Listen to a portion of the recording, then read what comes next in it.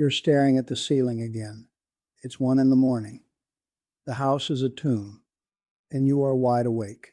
Your body is exhausted, but your brain is running a marathon on a track made of every mistake you've ever made and every bill you haven't paid yet. You know you need to sleep. You try to sleep, but sleep isn't a switch you can flip. That's the first dangerous assumption, that you can negotiate with your own biology. You can't. What you're fighting isn't stress. It isn't just aging. It's a broken clock. The master clock deep in your brain that governs everything. When you repair cells, when you clear toxins, when your blood pressure drops, when you form memories, and when you're supposed to be unconscious.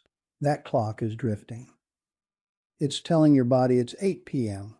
when it's actually midnight. You're trying to sleep against the direct orders of your own command center. That's a war you will never win. Willpower is useless here. Pills are a temporary ceasefire with nasty terms of surrender. The good news is the clock isn't broken. It's just misled. It's taking its cues from a modern world that is lying to it constantly. Your job, starting tomorrow morning, is to stop lying to it, to retrain it, to make it believe the sun is the boss again. This isn't about fighting insomnia tonight. It's about winning the morning, every single day.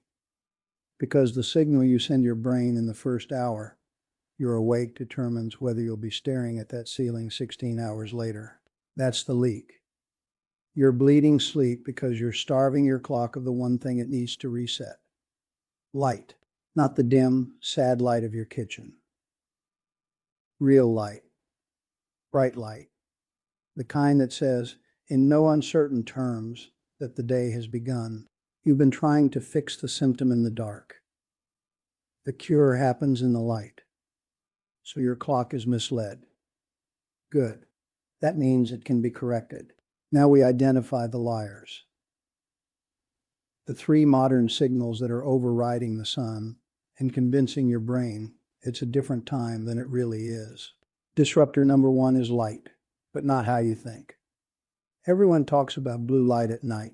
Your phone is bad. Your TV is evil. That's not wrong, but it's incomplete. It's like blaming a single soldier for losing a war. The real problem is the first signal of the day, the wake-up call. Your master clock needs a bright, clear, unambiguous signal that morning has arrived. It needs contrast. The shock of bright light after total darkness. That's the anchor. Without it, the entire day drifts. Your indoor lights are pathetic. 50 to 200 lux. A unit of brightness. A cloudy day is 1,000 lux minimum. You need to go outside within the first 30 minutes of your eyes opening, even if you feel like a zombie. Especially if you feel like a zombie. That 20-minute walk without sunglasses is more powerful for fixing your sleep than avoiding your phone all evening. It's the non-negotiable foundation. No debate. Your clock is weak after 50. It produces less melatonin. It's gullible. It will believe the dim gloom of your kitchen is a cloudy day. That lie starts a 16-hour timer that ends with you staring at the ceiling. Stop lying to it. Disruptor number 2 is food. Your liver has a clock. Your gut has a clock. They listen to the master clock, but they also take orders from the king of all signals. Food. Eat a late dinner, and you just told your digestive system it's go time. Daytime work. It fires up the machinery and sends an alert back to headquarters. Hey, we're eating. Must be daytime. This halts melatonin production dead in its tracks. For a 10 p.m. sleep goal, your last calorie, water and black coffee don't count. Needs to be consumed by 7 p.m. 3 hours. That's the buffer. And the first meal of the day is just as important. A protein-rich breakfast within an hour of waking. It's a second confirmation, a reinforcement of the light signal. Yes, the sun is up, and now we are fueling. The day is confirmed. The overnight fast from 7 p.m. to 7 a.m. isn't just for weight loss. It's a potent reset signal. 12 hours of digestive silence tells every clock in your body it's time for repair, not processing. Disruptor number 3 is the 3 a.m. panic. You know it. Wide awake. Heart may be pounding a little. Mind racing. You think it's insomnia. It's not. It's a misplaced cortisol spike. A biological alarm clock going off at the wrong time. It's often a blood sugar crash from that late dinner or residual stress hormones from the day, screaming into the void because your rhythm is so misaligned, it thinks this is a normal time to start revving up. The fix is not to get up and start your day. It's to do nothing. Use a dim red light if you must get to the bathroom. Do not check the time. Do not look at your phone. That blue light is a siren song confirming the false alarm. This wake-up is a symptom, a feedback signal. It tells you yesterday's light and food signals were mistimed. It's not a failure. It's information.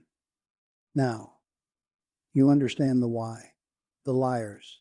The good news, you outrank them. You are the conductor of this rhythm. Here is your 7-day protocol to retrain it. Days 1 through 3. You are not trying to fall asleep earlier. Forget that. Your only job is to anchor the morning. Get outdoor light within 30 minutes of waking. 15 minutes minimum. 30 is better. Eat breakfast within the hour. A fixed wake-up time, even on weekends. This is non-negotiable. You are building credibility with your own biology. Success in this phase is not an earlier bedtime. It's feeling more alert by 10 a.m. It's your body finally believing the day has started. That's it. That's the win. Now days 4 through 7.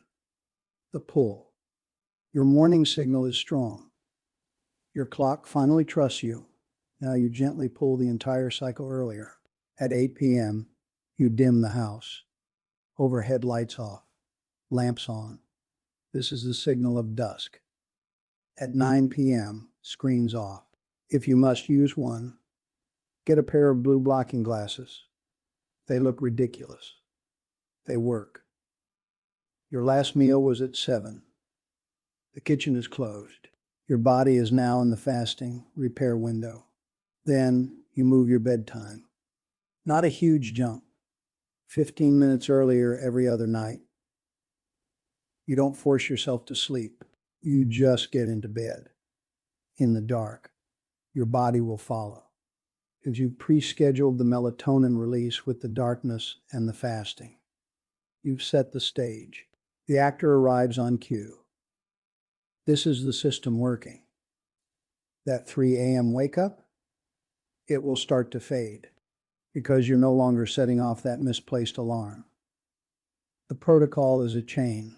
Each link depends on the one before it. Break the morning link and the whole thing falls apart. Stay consistent. This isn't a collection of tips. It's a rhythm you conduct. You are the conductor. Light, food, activity, your baton.